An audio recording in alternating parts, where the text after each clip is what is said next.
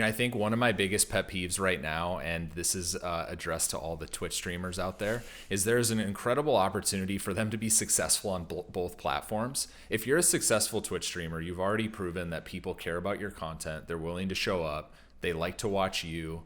And for me, it seems like they're all incredibly lazy with just putting out stream highlights on their main YouTube channel of all things. And they're not curating specific content. YouTube is a completely different game. This isn't a, hey, let me stream on Twitch for 6 hours and then throw up a little highlight. Some of that stuff may do well in the short term, and I've seen it do incredibly well in the short term, but it always levels off. Like we talked about YouTube earlier. It ebb and flows based on trends and what's popular at the moment. And for me, like is if you're a Twitch streamer, if you're thinking about, okay, I know what I want to do on Twitch, like you need to have a YouTube strategy. I can't stress this enough. You need to make videos. I would say stream 2 hours less a day on Twitch and use those 2 hours to make a really good video for YouTube. And you're probably going to then take a step back in 6 months and you're going to have two very successful platforms. But I've yet to see a Twitch streamer be incredibly successful on YouTube. And, for me, like looking into that, it's like, why? Like, why are they not concentrating on YouTube? They think like this streaming on Twitch is the end all be all, but it's really not. Like streaming on Twitch is just the beginning to a much bigger business. And for some reason, I don't know if it's just like within the Twitch community, they think it's all about the grind on Twitch, but there's a much bigger opportunity for them.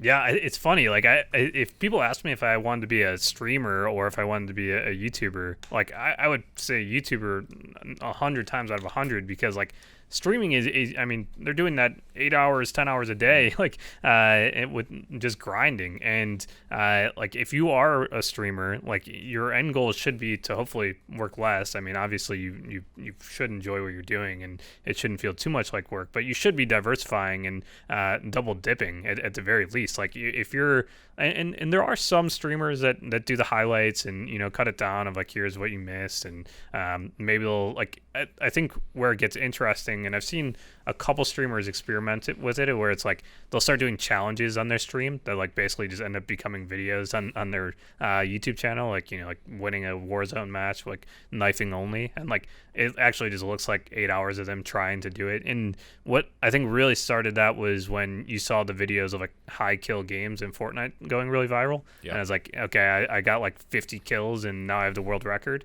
Like that is the simplest version. But if you're a streamer, like why not create these challenges and like come up with the video ideas that you're just trying to make happen for the 8 to 10 hours that you're streaming every day? And like if you can then make those into videos, then like that's the dream. Because I agree, like just lazily taking the highlights from your Twitch stream and like throwing it on YouTube is not like sustainable in any way. Like you need to figure out a better way to message to. They are just very different platforms. Yeah, and you can do that. You can take your stream highlights and throw it on a channel, but at least make your main channel curated content for the platform, right? Yeah. Yes, if you can stream the really good content and make that into a 15-minute video, like Kudros, like you're doing great. Most Twitch streamers can't. Like it's a pretty like chill, relaxed environment of them playing a video game for 8 hours.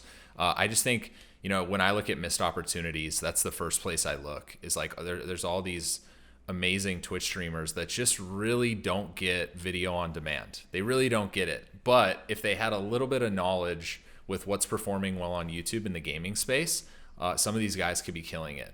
And a good example, and he doesn't stream on Twitch, but he streams on YouTube, is Typical Gamer.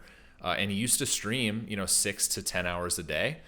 Scaled it back to one stream for about 3, maybe 4 hours a day. And he took the rest of his day and he put it into a second channel where he makes just curated video on demand gaming content. And that channel's pulling 100 million views a month. It outscaled his main channel because he understood that, okay, I can have my streaming audience and then my streams will go to VODs on that channel. And that's great. But now I can have this second channel that I dedicate, 3 to 4 hours a day to, that I'm making curated content. And this channel is actually now bigger than my main channel. And a lot of these Twitch streamers could be doing the same thing. And maybe it's like lack of knowledge of the opportunity that exists. Maybe it's laziness. I don't know. But it's one of my biggest pet peeves in the space right now.